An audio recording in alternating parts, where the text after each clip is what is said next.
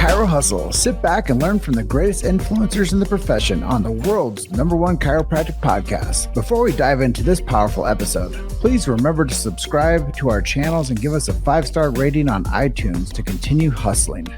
This episode is brought to you by Excite Medical and the DRX 9000, Chiro HD, Softwave, Bridge Financial, 100% Chiropractic, Chiro Health USA, Imaging Services, Chiro Moguls, The Chiro Speaking Company, New Patients in a Box, Pure Chiro Notes, Titronics, Sherman College of Chiropractic, Life Chiropractic College West, Pro Hockey Chiros, Pro Baseball Chiros, and the IFCO. You can benefit from our full list of sponsors by visiting our sponsor page at chirohustle.com/sponsors. Links in the description. Now, let's hustle. Hey guys, welcome to episode 634 of the Chiro Hustle podcast. I'm your producer, Luke Millette, and here's your host, James Chester. So today we had the opportunity of interviewing Dr. Jimmy Leonette.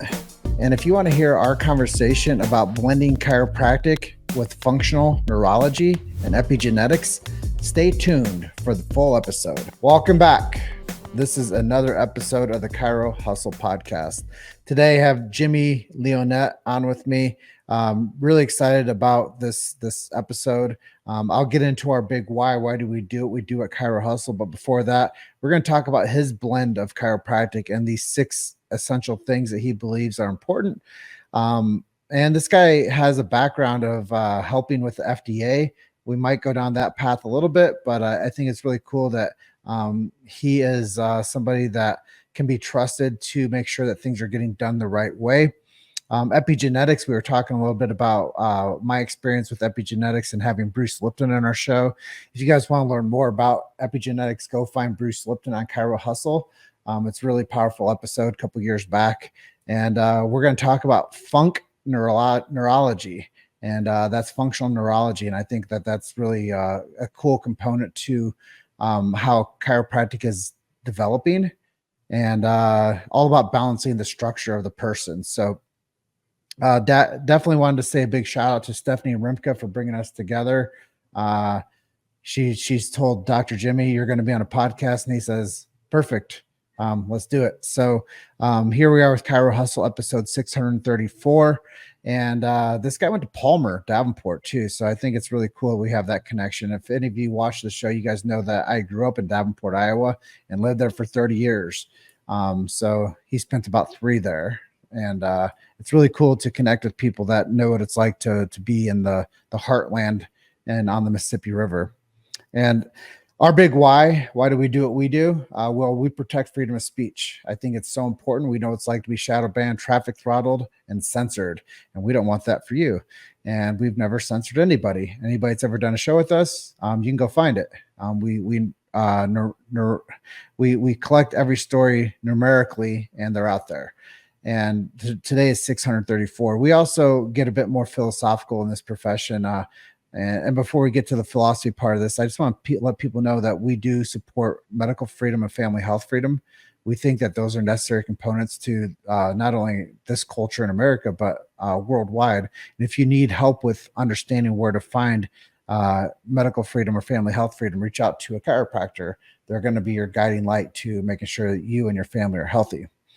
And as we get into the philosophy part of the introduction, we protect BJ Palmer Sacred Trust. I know it's long-winded, Doc, but it's important because if people don't listen to this beginning part of this, they may never understand what chiropractic is. And I think the schools are losing their way. So there's a lot of students that listen to our show, and they're going to be like, oh, what's subluxation? What's innate intelligence? What's universal intelligence? We're not getting this in school. So I pack this front end of this so like the people that listen to this can understand what the Sacred Trust is. They can go find our show notes and say, hey, so this is what B.J. Palmer's last words are, the Sacred Trust, and go find those. Go to our website, chirohustle.com, and check out the show notes and find out what B.J. Palmer's Sacred Trust was. You're going to learn more about chiropractic than you ever did previously, I guarantee, even if you're a practicing chiropractor. Refresh your knowledge. And we do believe in subluxation centered chiropractic. And we believe that when somebody gets adjusted, it connects the innate to the spiritual. And with that, Dr. Jimmy, welcome to the show. Man, thank you for having me. Like, this is quite an honor. I really appreciate this. Yeah, there's a lot that goes into unpacking the chiropractic philosophy, science, and art and redistributing it to the masses and doing it with clarity because it is a very big profession with a lot of appendages on it. And there's a lot of rabbit trails people can go down and become influenced by chiropractic.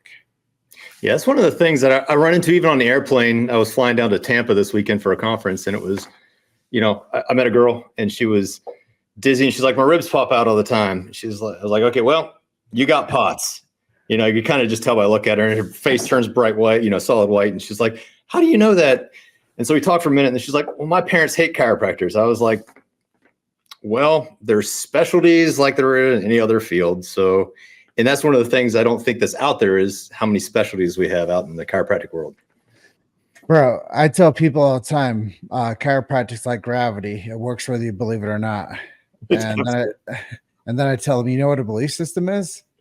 The Easter Bunny. You know what else is? Santa Claus. And I tell people all the time, chiropractic is a healing art, and you don't have to believe in it for it to work. Absolutely true. And I'll tell you this too. I meet so many people as well, and me being a non-chiropractor, I tell people what's going on with them, and they're like, "How'd you know that?" And I'm like, "Well, I looked at your biomechanics, and I looked at your behaviors. I looked at your micro expressions, and I saw how you interact in space, and that's how I know that this is going on with you." And people are always like really like curious, like, how do you get there? And I'm like, well, you spend enough time helping people and you start seeing the patterns in people, you can start to help them better. Yeah, it fascinates me the lack of control or knowledge that somebody has over their own body and their own personal space. Agency just seems to have not taken hold with a lot of the patients that people interact with. And if you can get somebody to have agency over their own system, and then, boy, it makes just all the difference in the world. Well, I think it goes back to how people are brought up.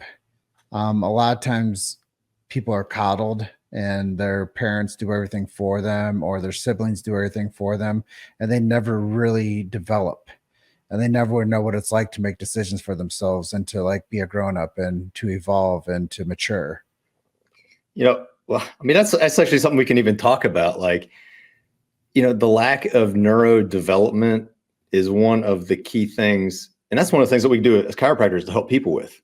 So it's not just helping them, with the spinal alignments, but if we get into that neurodevelopmental things and seeing if they missed a milestone in development, you can take their growth, not just, their philosophical growth to an exponential level.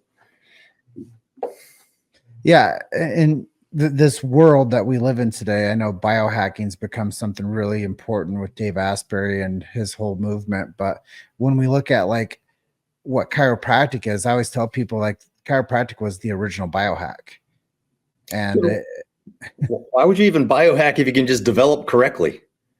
If you can put somebody on the right pathway, you don't need to insert information or systems at an inappropriate point to biohack. Yeah. And, then I go into the next part of it. I'm like, well, if you really want to get connected, go outside and walk on the earth with no shoes on, get sunshine for 15 minutes a day, and take 30 deep breaths in your diaphragm each morning, and drink 40 ounces of water starting out, and you're set. Great. Let's start it off, And you don't have to do anything except for, as we were talking about earlier, I believe that people should do some meditation. They should create some connection with spirituality. They should eat real food. They should move their bodies, and they should have functionality in their lifestyle, whether it comes from getting knowledge, reading, learning, teaching, things of that nature, but also doing that like for their neurology. How do you make a positive impact neurologically? Well, you practice good behaviors and not be lazy with how you develop as a human. That's exactly right. Well, let's get back into you and your story a little bit. How did you decide chiropractic was the right path for you? So I was working for the Food and Drug Administration. I got transferred down to a field office in Charleston, West Virginia, and it was driving, and then I'd sit at a computer and write a report, and I'd do an inspection. lots of lonely days. And then, sitting written on a laptop all the time and driving, headache, neck pain, and migraines started up. And so I was looking, I was like, I talked to my wife. We'd already talked about this. I was like, I'm going to go back and get my doctorate. So I was close to a college. I was going to get Doctor of Healthcare Administration. I was looking at medical school. And my neighbor, who was my workout buddy at the time, his wife's dad was a chiropractor. He's like, look, they're in Cincinnati, but go see this guy in Nitro. It's a little town. I walk in there and it's like music was bumping. Everybody's laughing. People were telling jokes. It was like the best environment I'd ever been in. And I don't even know what the heck he did that day, but I went home to my wife and I was like, I want what that guy has. I want to have a fun place to go work and where people actually heal, right? Not to a stingy doctor's office where it's all sterile, but a place where people heal. I went in there. I mean, this guy did stuff that, I wouldn't do in my practice now. I love him, but like just a way different way I practice. But just having that intent in that healing environment was just addictive. Yeah. So you got that first experience out on the road. What was the next step for you to decide how you're going to get enrolled in chiropractic school? Oh, I went home and just filled out the application right then. And, we just had to figure out separation from my career and sell our house and do all the steps, which, we were early 20s. I had a house. I had 2 brand new cars in the garage, had a nice job, had 2 kids, in order to give that lifestyle up to go and pursue this thing of chiropractic that was a hell of a leap of faith. Yeah. It must've been a big calling for you. It was absolutely was. I mean, it was irresistible. I couldn't deny it. So how did you pick Palmer Davenport? Well, I'm always one of those people that I know I'm going to offend a few people, but I was like, I want to go to where it was founded. I wanted to go where the philosophy was. And that mattered more to me than anything else. I also had to figure out where I could live with 2 kids and a wife and buy a house. And so we looked at a couple places, but it was just like Davenport was just the draw. That's cool. I think it's really, really important for people to understand that, the birthplace of chiropractic is a very special place. And saying that you're a chiropractor that got your degree from Palmer is really powerful. Back when I grew up in Davenport, I didn't think chiropractors were made anywhere else. Coming from Davenport, Iowa, I thought if you became a chiropractor, obviously everybody went to Palmer. I didn't even know there was a world outside of Palmer. Yeah, I looked at a couple of them but really it was just, I was more concerned about philosophy than I was concerned about anything else. Cause I thought if I can get to understand that and the depths of it, then I knew that's what was going to separate me from being a medical doctor. I wanted what this guy had, which was the energy and the love to heal your patients. And I knew that was with the special part. So let's talk about how you've developed into the doctor you are today, because I know fundamentally you don't come out understanding epigenetics. You don't come out understand functional neurology as much as we would like to believe they teach that in school. How did you develop into who you are today and how you take care of people? So, background, I came out of undergrad with a medical technology degree, which is hospital laboratory work. And I started working in a lab. I was like, this is too boring. So I went straight into grad school. I got paid from NIOSH to do research and work at West Virginia Workers' Comp to go to grad school and do occupational hygiene and safety. So safety guys, but like the side of safety where you do sound monitoring, noise monitoring, you get to play with all the gadgets and toys. And then fortunately I had a lot of inspection experience in grad school. So I went around to sawmills, chemical plants. I mean, you name it, I went into it. And then 9/11 happened. And so there was a call for people with strong medical health backgrounds and inspection experience. I happened to fit the bill. Timing was perfect. I took a counterterrorism hire with Food and Drug Administration straight out of school. And, very fortunately, it was an awesome career, start to my career. So talk about how you got into the functional neurology part. Oh, that's, functional neurology.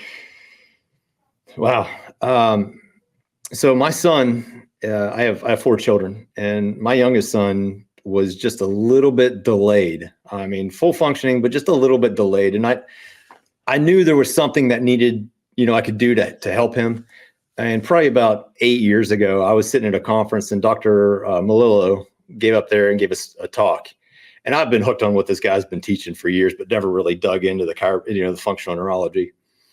So with, all of a sudden I was like, I'm going to do his program. I did that, learned the proper course for neurodevelopment, to help my son. And then in the course, ended up helping a lot of kids around here. And then it just happened to be where I live. I'm nearby one of the major FBI centers where they do the fingerprints and the phone calls and background checks. So these people are all left-brained all the time, super analytical. So then I've kind of ventured into helping those with this big hemispheric deficit. So kind of taking that into the adults, and then it's just kind of growing up from there organically, just meeting what the community needs are. You made it to Chiro Hustle. Sit back and learn from the greatest influencers in the profession on the world's #1 chiropractic podcast. This episode is brought to you by Excite Medical and the DRX 9000, Chiro HD, Softwave, Bridge Financial, 100% Chiropractic, Chiro Health USA, Imaging Services, Chiro Moguls, The Chiro Speaking Company, New Patients in a Box, Pure Chiro Notes, Titronics, Sherman College of Chiropractic, Life Chiropractic College West, Pro Hockey Chiros, Pro Baseball Chiros, and the IFCO. You can benefit from our full list of sponsors by visiting our sponsor page at chirohustle.com/sponsors. Links in the description. Now, let's hustle. Yeah, I think it's really cool. And there's 6 things you focus on balance and structure for people. Talk about those aspects of how you help people. So, I worked for a wizard coming out of school, and he trained me for 6 years. So I bounced back and forth between chiropractic and FDA because I had some goals I wanted to reach on with that agency as well. But it was structure, energy, emotion, and nutrition. So you wouldn't let anybody leave unless they were balanced on all 4 planes. Because if they were balanced on structure and energy, but their emotions were out of whack, they would leave and get subluxated again. So you had to make sure that they were in as tight of an alignment as you could before you let them walk out the door.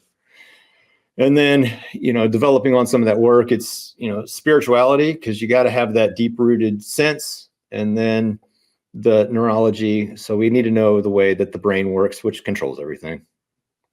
And do you find that when you do this, it connects them more with the individual, connects better with their environment, with their friends and family and career?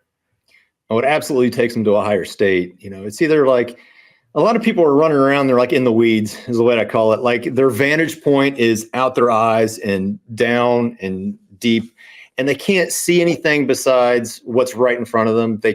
Everything is a checklist. It's a chore, so what we do is, you build them up, you give them access to these higher planes by, clearing out the nervous system, exposing them to different philosophies. And so then they have a different vantage points. So then, if you want to talk from like chakras, like you can raise up the energy level and they can see stuff from different vantage points. Yeah. I talk to all people a lot, and I'm like, well, the reason most people are lost is because they don't know where their North Star is. They don't know where they're going. And I think that's a lot of the reason why people get stuck into a bad health paradigm, is because if they knew how to get there, they would go. And a lot of people are just like you said, they don't have any agency of their body, and they just see other people limping around and getting sick and out of shape and overweight, and that becomes normal for them to see, and then they assimilate that. But I really believe that if people actually saw the other side of that, functionality, healthy, mobile, vitalistic, and that was like our main objective as a culture, people would all gravitate towards that, and we'd have less of this other side. Like you talk about one side of the brain dominance. Well, we also have one side of the culture dominance, and we need to correct that. And I think it's really cool what you're doing to help people course correct their lifestyles. I think they need a leader in their community to show that is possible, right? So I'm in West Virginia. We're one of the most obese states in the nation, if not the most obese. And it's a norm around here. I would travel around the world, and this is when I was maybe not quite as fit as I am now.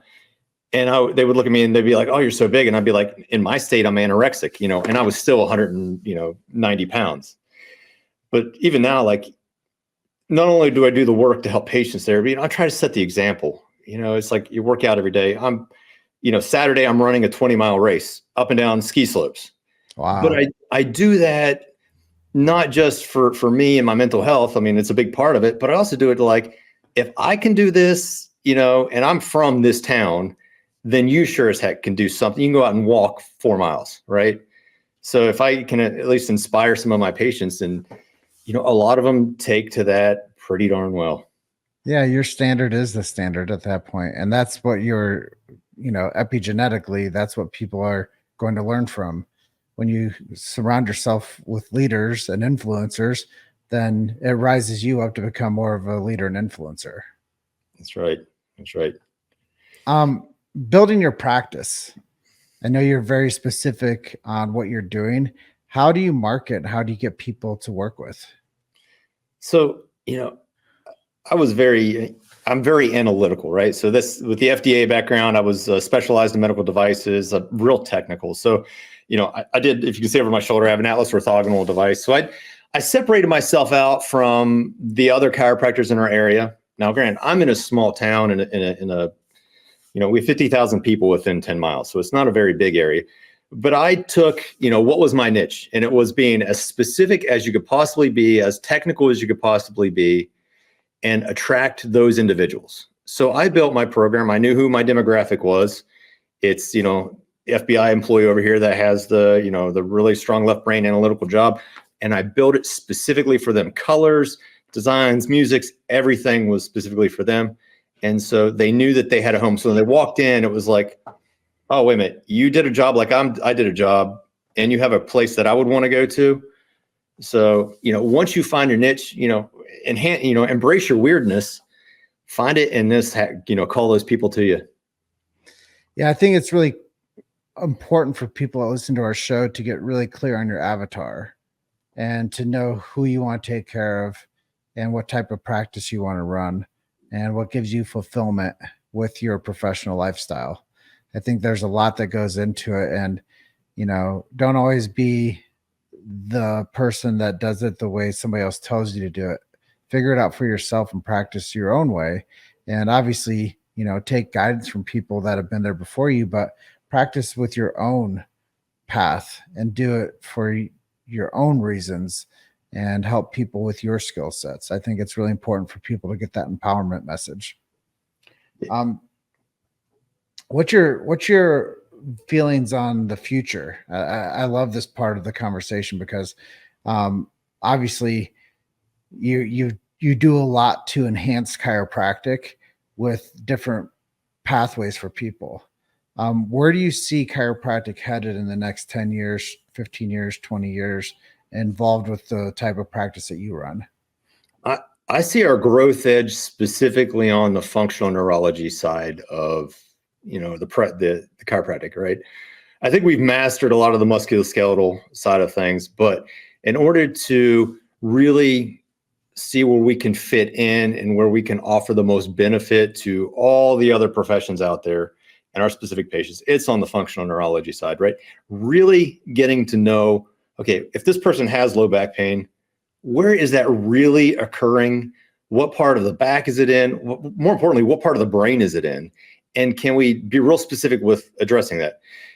Or, okay, if this person has those chronic ribs that slip out, do they have POTS? Have they evaluated them for that? Have we treated for that, right?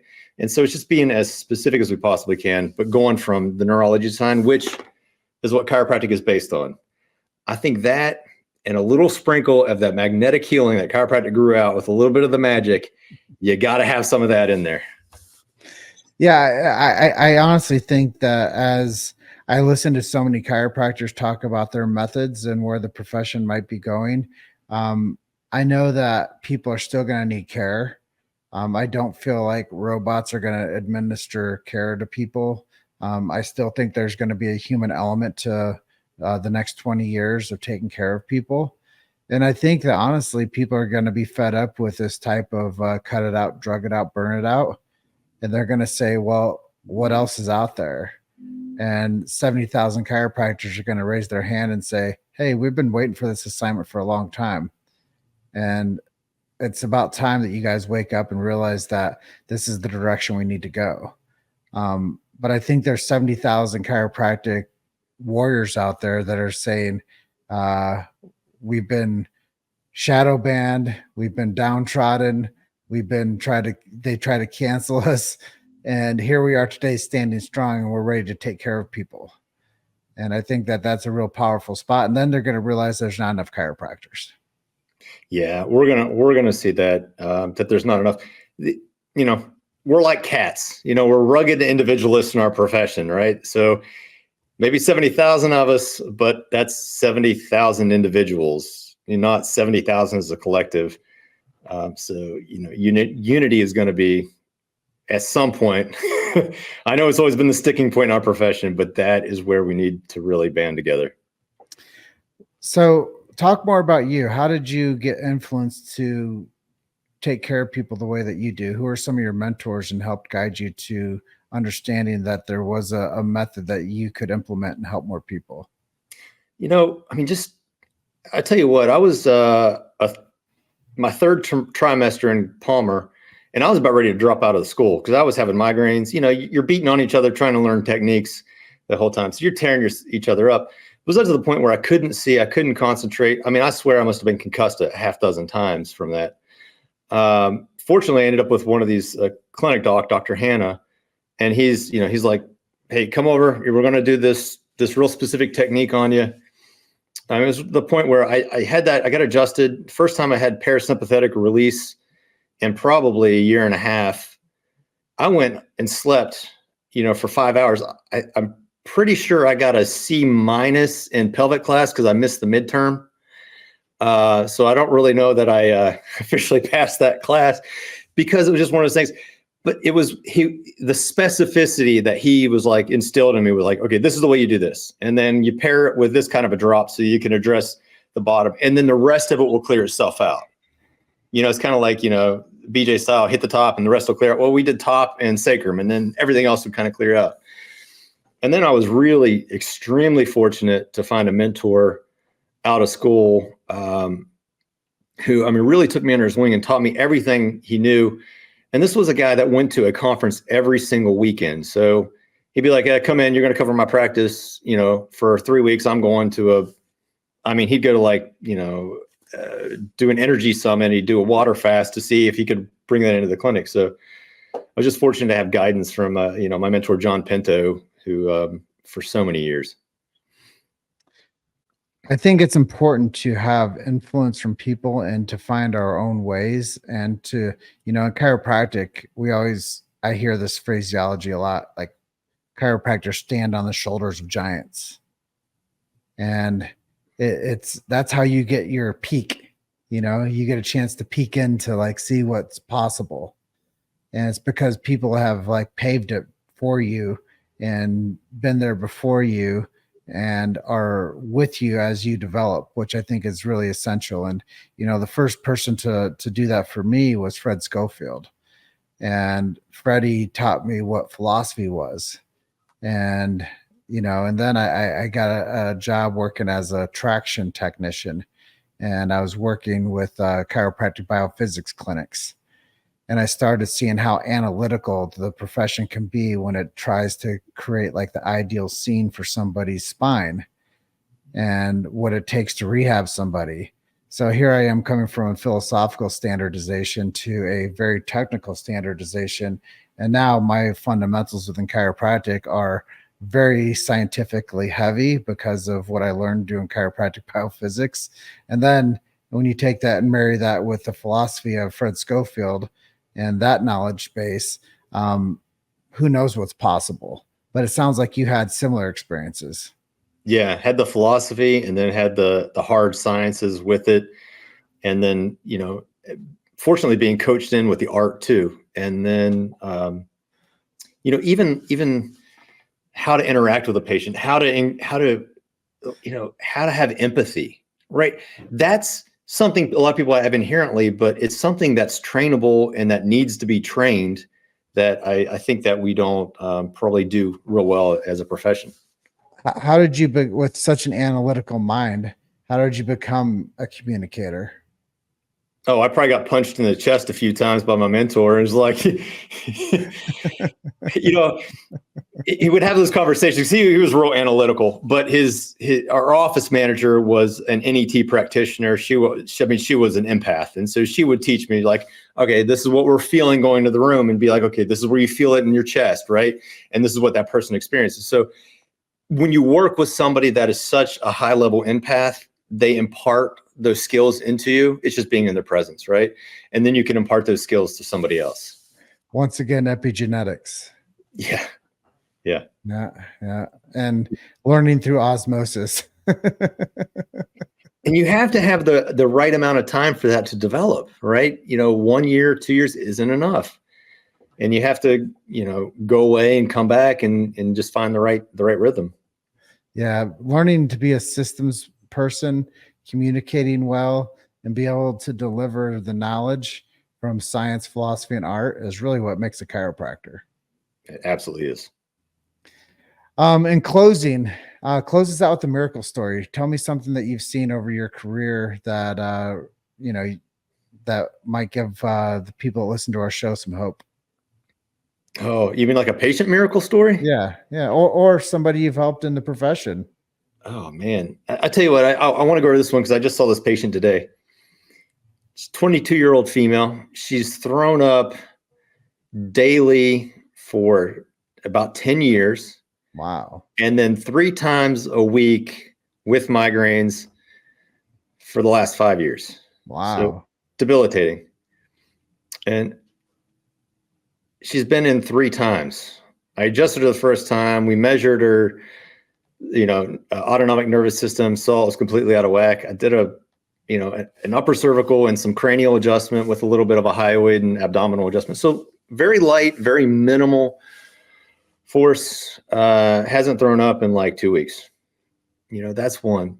There's just so many. I had a girl with Down syndrome, and I do a couple adjustments on her, find the reflex, from Dr. Malilla methods. And she goes from, she used to grab her cup and just drop it. So be in the car, take her sippy and just drop it because she had no embodiment. And then her mom comes in and is like, she sets it down in the cup holder. So if, a 3-year-old with Down syndrome can develop that sense of agency and that sense of embodiment in just, 3 or 4 sessions, what can somebody with all their faculties accomplish in even a short period of time if they have the specificity and the right guidance for it? Yeah, I do a lot of speaking to groups, and one of my talks, I used to always talk about the blind hiker, and I hike 14,000 feet peak mountains out here in Colorado. And one time I finished a peak with a blind man. And I always tell the chiropractic students that I'll talk to, and I tell the story to, like, if a blind man can get to the top of a 14,000 foot mountain with guidance, you can get anywhere you need to go with all of your motor skills and faculties of yourself. No excuses. Absolutely. We're all have so much potential, but sometimes we're in the dark. A lot of times you just need somebody to take the flashlight and say, hey, that's a chair. That's a ladder. That's a step. Now make use of them. And then once you know what that is, so you have a place to climb, you have a place to rest, you have a place, to go explore. So once somebody turns that light on for you or helps you discover where the flashlight is in your own darkness, then everything's open for you. And that, my friend, is the power of a chiropractic adjustment. It turns the lights on and keeps the lights on, and it gives you that guidance to where you need to go. At this juncture of the interview, is there anything I didn't ask you that you'd like to share with our audience today? I just pray our profession continues to grow, and that we take these strides to, enhance what we do, and with the highest level of specificity and just set ourselves apart. Our chiropractic is such a beautiful thing. I just want to see it just be stronger and stronger and stronger. Well, with us joining forces and becoming colleagues and friends, I don't think that it's going anywhere in the wrong direction any day soon. If you want to check out Dr. Jimmy, go to go.oncehub.com/Dr. Leonette. And that is Dr. Leonette. And this is episode 634 of the Chiro Hustle podcast. And I will close out like I always do, telling you all you're just one story away. Keep hustling. I'll see you guys on the next episode. Bye for now. See you, Doc. Bye. Thanks for listening to Chiro Hustle. Don't forget to subscribe and check back next week to continue hustling.